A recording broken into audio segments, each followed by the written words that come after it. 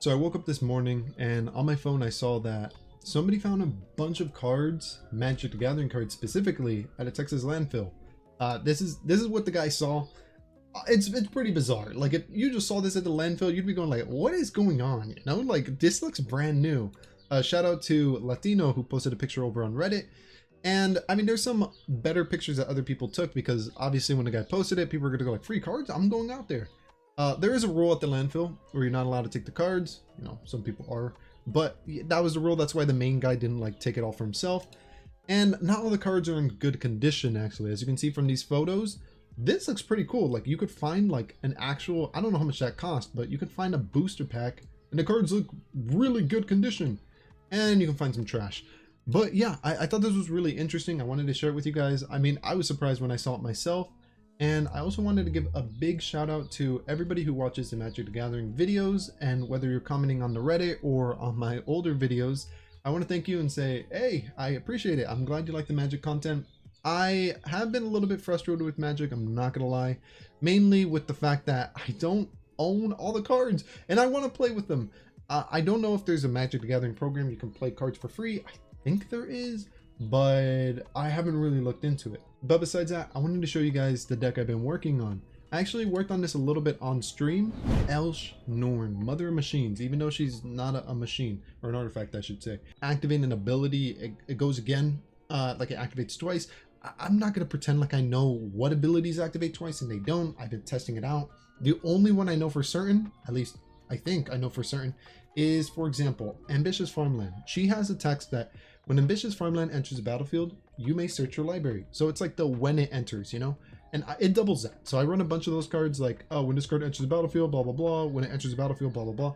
And it works. I get double the effects. I get double lands from Ambitious. I get double removal from Circle. So I want to give credit where it's due.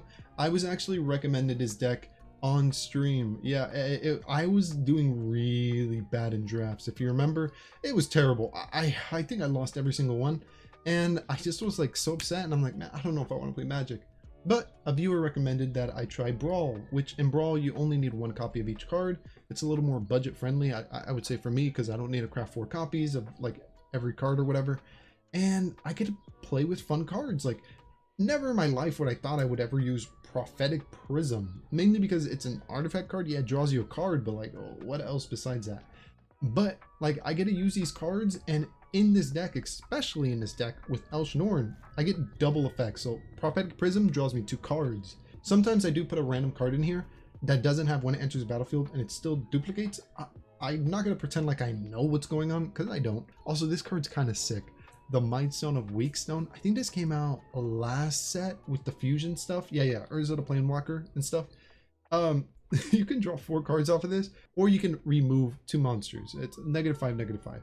I think it's amazing. This card's freaking sick in this deck.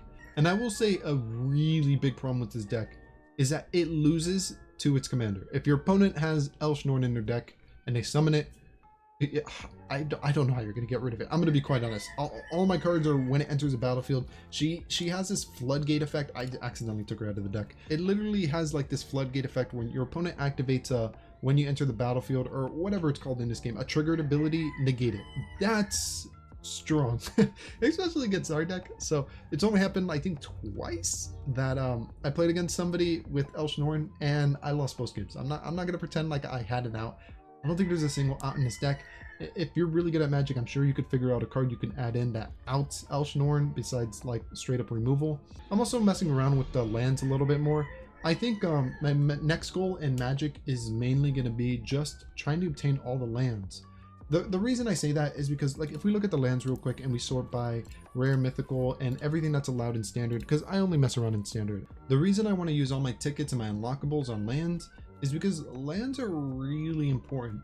I just am beginning to realize that lands are like cards. Like that sounds stupid to say out loud, but originally when I saw lands, I was just like, oh, it gives you a mana color. Okay, I guess it's like you need it to play the game, but you don't feel good playing it. Like you don't want to put lands in your deck, but you have to.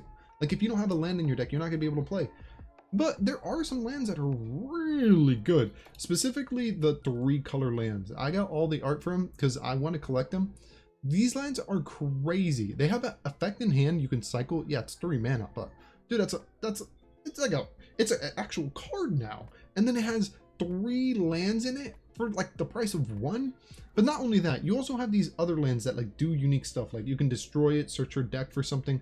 I crafted Blast Zone because I was just beginning to understand how powerful lands are.